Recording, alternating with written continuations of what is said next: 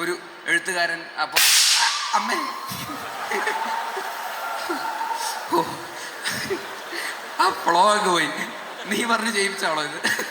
സാധാരണ ഇങ്ങനത്തെ പരിപാടി നിന്റെ ഭാഗത്ത് ഉണ്ടാവാറ്. ഹലോ, എല്ലാവർക്കും നമസ്കാരം. താങ്ക് യു സോ മച്ച് ഞങ്ങളുടെ ഈ ഒരു സന്തോഷത്തിന് ഞങ്ങളുടെ കൂടെ വന്നതിന് ഒരുപാട് സന്തോഷം. നേരത്തെ യുണീക്ക് എന്ന് പറഞ്ഞിട്ട് ഞങ്ങളുടെ സ്റ്റൈലിസ്റ്റ് ചതിച്ചതാണ് എനിക്കും ബേസിലിനും ഒരേ കളറിലുള്ള ഷർട്ടും പാൻറ്റും ഷൂസും തന്നതിന്.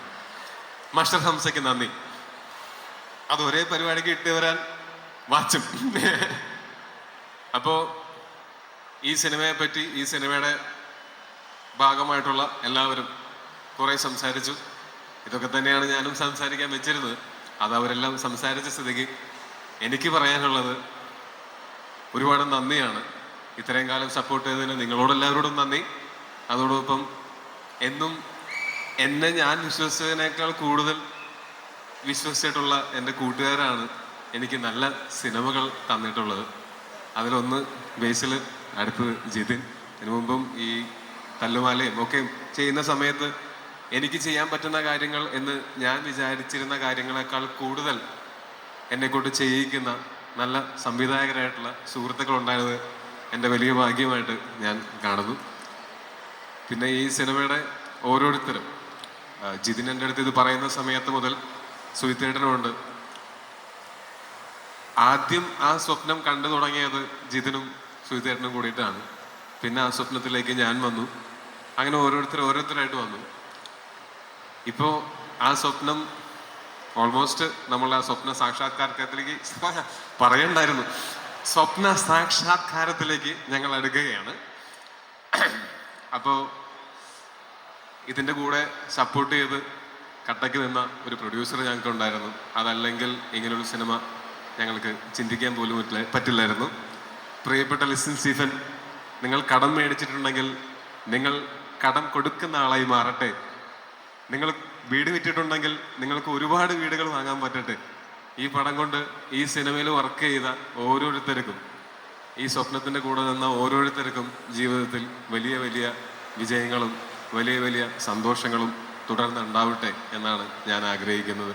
ഈ സിനിമയിൽ അഭിനയിച്ചിട്ടുള്ള എല്ലാവരുടെയും ഏറ്റവും നല്ല വേഷങ്ങളിലൊന്നായിട്ട് ഈ സിനിമയിലെ വേഷങ്ങൾ മാറട്ടെ. ഇതിൽ വർക്ക് ചെയ്തിട്ടുള്ള ടെക്നീഷ്യൻസിൻ്റെ എല്ലാവരുടെയും എല്ലാം നല്ല ടോപ്പ് നോച്ച് ടെക്നീഷ്യൻസാണ് ഈ സിനിമയിൽ വർക്ക് ചെയ്തത്. പക്ഷെ എങ്കിലും അവരുടെ കരിയറിലെ തന്നെ വളരെ പ്രധാനപ്പെട്ട ഏറ്റവും നല്ല സിനിമകളിൽ ഒന്നാവട്ടെ ഈ സിനിമ എന്ന് ഞാൻ ആഗ്രഹിക്കുന്നു, പ്രതീക്ഷിക്കുന്നു. പിന്നെ ഈ സിനിമ കുറേ കാലങ്ങളായിട്ട് ഈ സിനിമയെ പറ്റി സംസാരിക്കുന്നതാണ്. എൻ്റെ കഴിഞ്ഞ ഒരു 4-5 സിനിമകളുടെ റിലീസിൻ്റെ സമയത്ത് എൻ്റെ അടുത്ത് ഇതിൻ്റെയും എമ്പുരാൻ്റെയും അപ്ഡേറ്റ്സ് ചോദിച്ചിരുന്നു. അപ്പോൾ ഈ സിനിമയെ നിങ്ങൾ ശ്രദ്ധിച്ചതിന് ഒരുപാട് നന്ദി. ഇത്രയും കാലം ഈ സിനിമ എടുക്കുക എന്ന് പറയുന്നത് ഒട്ടും എളുപ്പമുള്ള ഒരു പ്രോസസ്സല്ലായിരുന്നു. ഇതിനെ ആ ഒരു ചിന്തയിൽ നിന്ന് എഴുത്തിലേക്കും എഴുത്തിൽ നിന്ന് വിഷ്വലിലേക്കും എത്തിക്കുന്നതിൽ ഇപ്പോൾ അതിൻ്റെ അവസാന മിനുക്കുപണികളാണ് നടന്നുകൊണ്ടിരിക്കുന്നത്.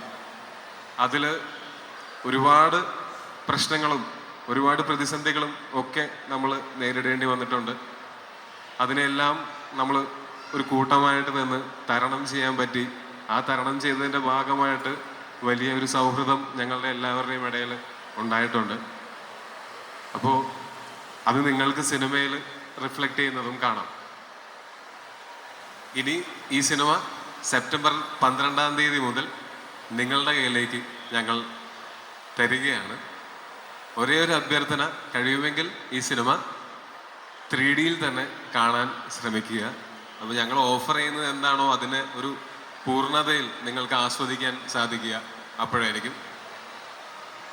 ഒരു 5 ഇഞ്ച് സ്ക്രീനിൽ കണ്ടാൽ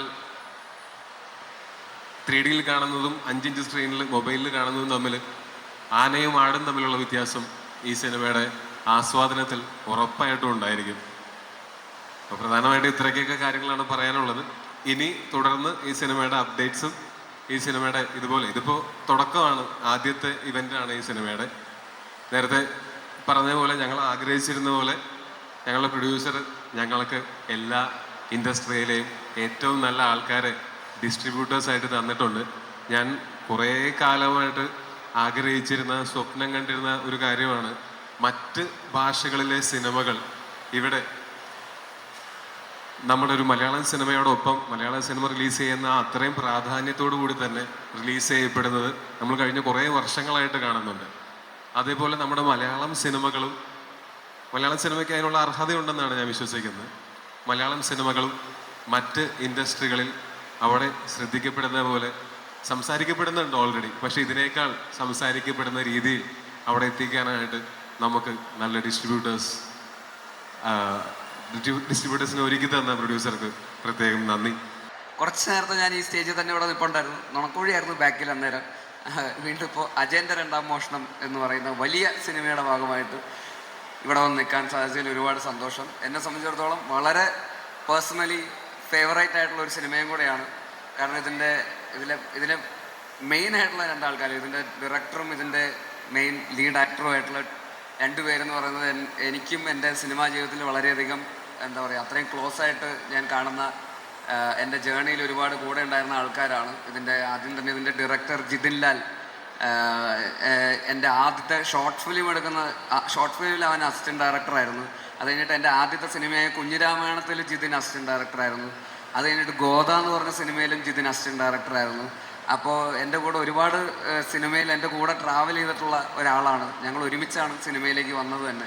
അപ്പോൾ ജിതിൻ്റെ ആദ്യത്തെ സിനിമയാണ് അജയൻ്റെ രണ്ടാം മോഷണം. അപ്പോൾ അവൻ ആദ്യം തന്നെ ഇങ്ങനൊരു ഇത്രയും വലിയൊരു സിനിമ ചെയ്യാൻ പോകുന്നതാണെന്ന് പറഞ്ഞു കഴിഞ്ഞപ്പോൾ തന്നെ എനിക്ക് ഭയങ്കര എന്താ പറയുക, ഒരു ഡൗട്ടായിരുന്നു, അല്ലെങ്കിൽ ഒരു പേടിയൊക്കെ ആയിരുന്നു. ഞാൻ അവൻ്റെ അടുത്ത് പല പ്രാവശ്യം പറഞ്ഞിട്ടുണ്ട്, നമ്മൾ ആദ്യത്തെ സിനിമ എന്ന് പറയുമ്പോൾ കുറച്ചുകൂടെ എളുപ്പത്തിൽ ചെറിയൊരു ബഡ്ജറ്റിലൊക്കെ നമുക്ക് ഫാമിലിക്കൊക്കെ എല്ലാവർക്കൊക്കെ ഇരുന്ന് കാണാൻ പറ്റുന്ന, ഇപ്പോൾ കുഞ്ഞിരാമായണമൊക്കെ പോലത്തെ ഒരു കുഞ്ഞു സിനിമയൊക്കെ ചെയ്യുന്നതായിരിക്കും നല്ലത്. എന്നിട്ട് കുറച്ച് മെല്ലെ വലിയ സിനിമകൾ ചെയ്യുന്നതായിരിക്കും കുറച്ചുകൂടെ നമുക്കും സേഫായിട്ട് നമുക്ക് മുമ്പോട്ടും ആൾക്കാരെ കൺവിൻസ് ചെയ്യാനൊക്കെ എളുപ്പം അതായിരിക്കും എന്നൊക്കെ പലപ്പോഴും പറഞ്ഞിട്ടുണ്ടെങ്കിൽ പോലും അവൻ ആദ്യം തന്നെ അജയൻ്റെ രണ്ടാം മോഷണമാണ് അവൻ ചെയ്യാൻ വേണ്ടിയിട്ട് ഇറങ്ങിത്തിരിച്ചതെന്ന് അറിഞ്ഞപ്പോൾ തന്നെ എനിക്ക് ചങ്കടിപ്പായിരുന്നു. പക്ഷേ അവൻ്റെ ഒരു ഒരു 6-8 വർഷത്തെ ജേണിയാണ്. 8 വർഷം എന്ന് പറഞ്ഞു കഴിഞ്ഞാൽ, കാരണം ഈ സിനിമ അനൗൺസ് ചെയ്ത അന്ന് മുതൽ എല്ലാ ക്രിസ്മസിനും ഓണത്തിനും അവൻ എനിക്ക് ഫേസ്ബുക്കിൽ ഇടാൻ ഓണാശംസയും ക്രിസ്മസ് ആശംസയും അജയൻ്റെ രണ്ടാം മോഷണം ടീം വിഷിങ് യു ഓണം എന്നൊക്കെ പറഞ്ഞിട്ട് എനിക്ക് അയച്ചു തരാറുണ്ട്. ഞാൻ ആദ്യത്തെ ഒരു 4 വർഷമൊക്കെ സോഷ്യൽ മീഡിയയിൽ ഷെയർ ചെയ്യുമായിരുന്നു. പിന്നെ എനിക്കും ബോറടിച്ചു, ഇനിയിപ്പോൾ സിനിമ ഇറങ്ങട്ടെ എന്നിട്ടിടാം എന്ന് വിചാരിച്ചിരിക്കുകയായിരുന്നു. അപ്പോൾ അത്ര 8 വർഷമായി ആ സിനിമയുടെ ഭാഗമായിട്ട് അവൻ ഈ സിനിമയിലൂടെ സഞ്ചരിക്കുന്നത്. അപ്പോൾ അങ്ങനെ ഒരു എളുപ്പമുള്ള ഒരു ജോലിയല്ല അവൻ ഏറ്റെടുത്തത്. ഒരു ആദ്യത്തെ സിനിമ, ഇത്രയും വലിയ സിനിമ ചെയ്യാന്ന് പറയുമ്പോൾ ആദ്യം തന്നെ ഇത്രയും വലിയ പൈസ മുടക്കുന്ന പ്രൊഡ്യൂസറെ നമ്മൾ കൺവിൻസ് ചെയ്യണം, ഇയാളെ വിശ്വസിക്കണം. ഈ ഡയറക്ടറെ ട്രസ്റ്റ് ചെയ്തിട്ട് ഇത്രയും കോടികൾ മുടക്കുക എന്ന് പറയുന്ന ഒരു പ്രൊഡ്യൂസറിനെ അവൻ കൺവിൻസ് ചെയ്യണം.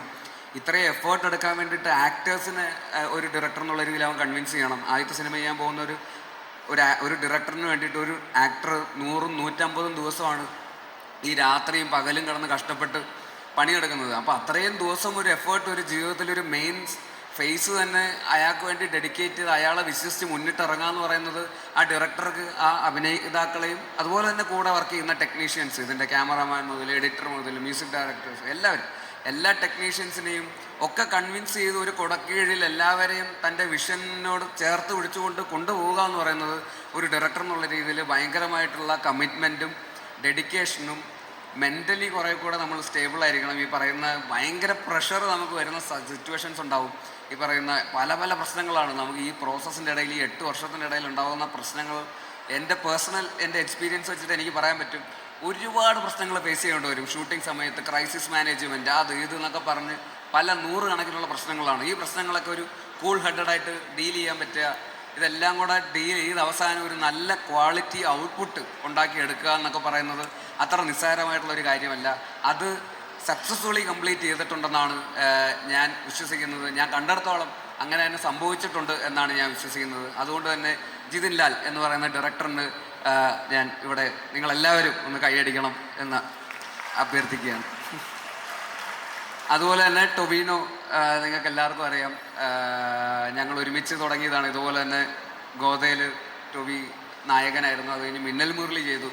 അത് കഴിഞ്ഞിട്ട് ആണ് അജയൻ്റെ രണ്ടാം മോഷണത്തിലേക്ക് കയറുന്നത്. അപ്പോൾ എൻ്റെ അടുത്ത് ഈ സിനിമ അഭിനയിക്കുന്ന കാര്യം അന്ന് ജിതിൻ പറഞ്ഞിട്ടുണ്ടായിരുന്നു. അപ്പോൾ അങ്ങനെ ഞാൻ ഇതിൽ ഒരു റോൾ ചെയ്യുന്നുണ്ടായിരുന്നു. അപ്പോൾ ഇതിൻ്റെ പ്രോസസ്സ് എനിക്കറിയാം, ഇതിൻ്റെ ഷൂട്ടിംഗ്. അപ്പോൾ ഇതിൽ ഞാൻ എത്ര ഇമ്പോർട്ടൻറ്റ് ക്യാരക്ടറാണെന്ന് എൻ്റെ അടുത്ത് ചോദിക്കുമ്പോൾ ഞാൻ പറയും, 3 ടൊവിനോ ഉണ്ട്, അത് കഴിഞ്ഞിട്ടേ ഞാനുള്ളൂ എന്തായാലും. അവൻ തന്നെ 3 ചെയ്യുന്നുണ്ട്. പിന്നെ അതിന് വേണ്ട നായികമാരും ഉണ്ട്. അതെല്ലാം കഴിഞ്ഞിട്ടുള്ളൊരു റോളാണ് എൻ്റെ റോള്. അപ്പോൾ 3 റോൾ ഒരാൾ തന്നെ ഒരു നായകൻ്റെ കാശ് മേടിച്ചിട്ട് 3 പേരുടെ പണിയെടുക്കുക എന്ന് പറയുന്നത് അത്ര എളുപ്പമുള്ള കാര്യമല്ല.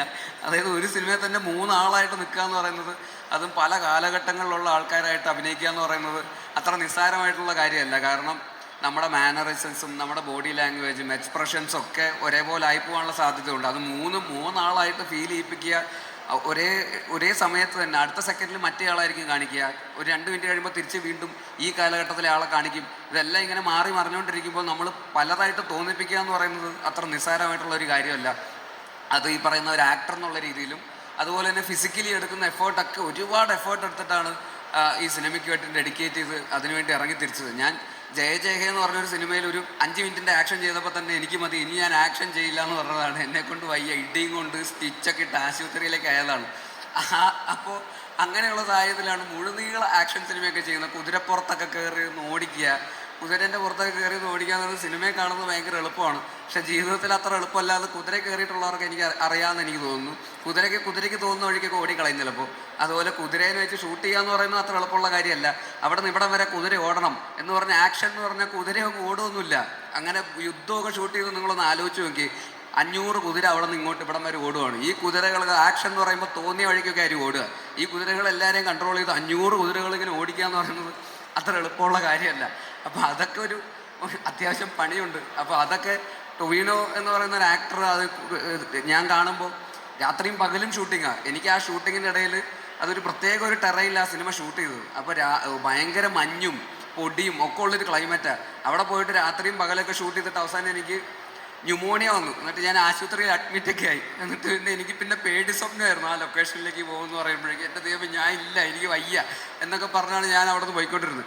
അപ്പോൾ ആ ലൊക്കേഷനിൽ നിന്നിട്ട് ഈ പറയുന്ന രാത്രിയും പകലും ആ തണുപ്പത്തും ഈ പറയുന്ന പൊടിയും വെയിലും പല കാലാവസ്ഥ ഫ്ലക്ച്വേറ്റ് ചെയ്തിരിക്കുന്ന സിറ്റുവേഷനിൽ ഫൈറ്റ് ചെയ്ത് പലതരത്തിലുള്ള ആക്ഷൻ സീക്വൻസുകൾ ചെയ്ത് ഇതെല്ലാം കഴിഞ്ഞിട്ട് അതിരാവിലെ കുതിര സവാരി, ഈ പറയുന്ന ഹോഴ്സ് റൈഡിങ് പഠിക്കാൻ വേണ്ടി പോകും. രാവിലെ 6 മണിയാകുമ്പോൾ എണീറ്റ് കുതിരപ്പുറത്ത് പോകുന്ന കാണാം. ഷൂട്ടൊക്കെ കഴിഞ്ഞ് വരുമ്പോൾ അല്ലെങ്കിൽ കുതിരേൻ്റെ പുറത്തായിരിക്കും. ഇതും കഴിഞ്ഞിട്ട് പിന്നെ വന്ന് കുറച്ച് നേരം കിടന്നുറങ്ങിയിട്ട് പിന്നെ വീണ്ടും ലൊക്കേഷനിലൊന്ന് വീണ്ടും ഫൈറ്റ്. അപ്പോൾ ഇത് കുറച്ചധികം പണിയെടുത്തിട്ടുണ്ട് ഈ സിനിമയ്ക്ക് വേണ്ടിയിട്ട്. ഞാൻ ചുമ്മാ ഇരുന്ന് പറയല്ല, ഈ സിനിമ നിങ്ങൾ കാണാൻ വേണ്ടി ഞാൻ പറയുന്നതല്ല, നിങ്ങൾ എന്തായാലും കാണണം. പക്ഷേ ഞാൻ ഇതിൻ്റെ പിന്നിലുള്ളൊരു പ്രോസസ്സ്, ഇത്രയും ഹെക്റ്റിക്കായിട്ടുള്ളൊരു പ്രോസസ്സ് സിനിമയ്ക്ക് പിന്നിലുണ്ട് എന്നുള്ള റിയാലിറ്റി ഞാൻ നിങ്ങളുടെ അടുത്ത് ഷെയർ ചെയ്യുന്നതാണ്. അപ്പോൾ അത്രയും പണിയെടുത്തിട്ടാണ് ആക്ടർ എന്നുള്ള രീതിയിലും ഫിസിക്കലിയും അല്ലാതെയും ഒരു ക്യാരക്ടറിനൊക്കെ വേണ്ടിയിട്ട് ഒരുപാട് എഫേർട്ട് എടുത്തിട്ട് ഒരു കരിയറിൻ്റെ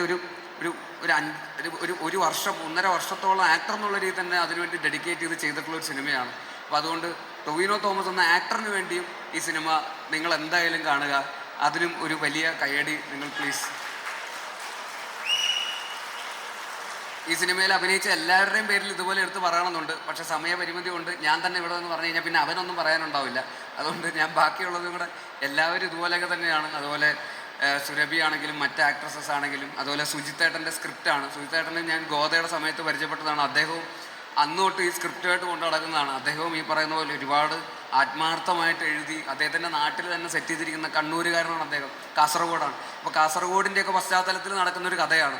അതും വളരെ ഒതൻറ്റിക്കായിട്ട് വളരെ റിയലിസ്റ്റിക്കായിട്ട് അദ്ദേഹം അതിനെ കൺവിൻസ് ചെയ്യുകയും എന്ന ഒരു ചിയോദിക്കാവ് എന്ന് പറയുന്ന ഒരു സ്റ്റോറി വേൾഡ് ഈ സിനിമയ്ക്ക് വേണ്ടി ഉണ്ടാക്കിയെടുക്കുകയും ആ ലോകത്ത് നടക്കുന്ന ഒരു കഥയായിട്ട് നമുക്ക് തോന്നിപ്പിക്കുകയും ചെയ്യുന്ന രീതിയിലുള്ള കഥാപാത്രങ്ങൾ സൃഷ്ടിക്കുകയും ഒക്കെ ചെയ്ത ഒരു എഴുത്തുകാരൻ. അപ്പോൾ അമ്മേ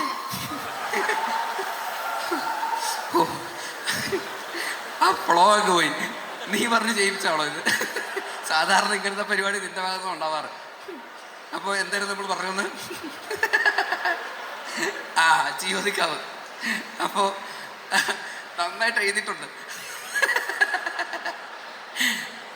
അതുപോലെ ഇതിൻ്റെ പ്രൊഡ്യൂസർ ലിസ്റ്റിൻ ചേട്ടൻ, അദ്ദേഹവും ഈ പറയുന്ന പോലെ നേരത്തെ പറഞ്ഞ പോലെ കടം മേടിച്ചും കുടുംബം വിറ്റുമൊക്കെയാണ് എന്നൊക്കെയാണ് അദ്ദേഹം പറയുന്നത്. ആദ്യം ഞാൻ വിശ്വസിക്കുന്നില്ല, എന്നാലും ഇത്രയും റിസ്ക് എടുത്തിട്ടാണ് ഈ സിനിമ അദ്ദേഹവും ചെയ്തിരിക്കുന്നത്. കാരണം ഇതിന് അത്യാവശ്യം നല്ല രീതിയിൽ കാശ് ചിലവായിട്ടുണ്ട്. അപ്പോൾ അത് ഇത്രയും ലാംഗ്വേജസിലൊക്കെ ഇറക്കി ഇത്രയും ആൾക്കാരുടെ മുമ്പിലേക്കൊക്കെ എത്തിച്ച് അത് ആ സിനിമ ഇവിടെ ഒന്നും നിൽക്കേണ്ട ഒരു സിനിമയല്ല, അത് കുറേ കൂടെ ലാർജർ ഓഡിയൻസിലേക്ക് ഇത് എത്തണം എന്നുള്ളൊരു വിഷൻ അദ്ദേഹത്തിൻ്റെ ഭാഗത്ത് നിന്നുണ്ടാകുകയും അങ്ങനെയാണ് ARM എന്നുള്ള പേരിലേക്ക് എത്തുന്നത് തന്നെ ആ ഒരു തോട്ട് പ്രോസസ്സിൻ്റെ ഭാഗമാണ്. അജയൻ്റെ രണ്ടാം മോഷണം എന്ന് ഹിന്ദിയിലും തമിഴിലൊക്കെ പോയി കഴിഞ്ഞാൽ അവർക്ക് ചിലപ്പോൾ ചേട്ടാ ഒരു അജയൻ്റെ എന്ന് പറയാൻ ചിലപ്പോൾ ടിക്കറ്റ് എടുക്കാൻ നേരത്തെ ചിലപ്പോൾ ബുദ്ധിമുട്ടുമായിരിക്കും എന്നുള്ള ഒരു റിയലൈസേഷൻ കാരണമാണ് അദ്ദേഹം അതിന് ARM എന്നിട്ട് കഴിയുമ്പോൾ ഇപ്പോൾ തമിഴ്നാട്ടിൽ പോയാലും ഹിന്ദിയിൽ പോയാലും എല്ലാവർക്കും ദോ ARM എന്നൊക്കെ പറയാൻ എളുപ്പമാണല്ലോ. അപ്പോൾ അത് നല്ലൊരു കയ്യടി അദ്ദേഹവും അറിയിക്കുന്നുണ്ട്. ആ റിസ്കിന് എല്ലാവരും പ്ലീസ് ലിസ്റ്റിൻ ചേട്ടൻ, അതുപോലെ എല്ലാ ടെക്നീഷ്യൻസും, ADs, ബാക്കി ക്രൂ, ഇവരുടെയൊക്കെ എഫേർട്ട് നേരിട്ട് കണ്ടിട്ടുണ്ട്. അതിൻ്റെ ഒരു ചെറിയ ഭാഗം എന്നുള്ളതിൽ എനിക്കിത് വളരെ ജെന്യുവനായിട്ട് പറയാൻ പറ്റും. തീർച്ചയായിട്ടും ഈ സിനിമ ഓണത്തിന് തിയേറ്ററുകളിലെത്തുമ്പോൾ നിങ്ങളുടെ എല്ലാവരുടെയും സപ്പോർട്ട് ഉണ്ടാവണം. മലയാള സിനിമയ്ക്ക് നമുക്ക് എന്താ പറയുക അഭിമാനിക്കാവുന്ന, മലയാളികൾക്ക് അഭിമാനിക്കാവുന്ന ഒരു സിനിമയായിട്ട് അജയൻ്റെ രണ്ടാം മോഷണം മാറട്ടെ എന്ന് ആത്മാർത്ഥമായി ആഗ്രഹിക്കുന്നു. ഒരിക്കൽ കൂടി നിങ്ങളുടെ എല്ലാവരുടെയും സപ്പോർട്ട് ആഗ്രഹിക്കുന്നു. ഇതിലുള്ള എല്ലാവർക്കും ആശംസകൾ അറിയിക്കുന്നു. Thank you so much.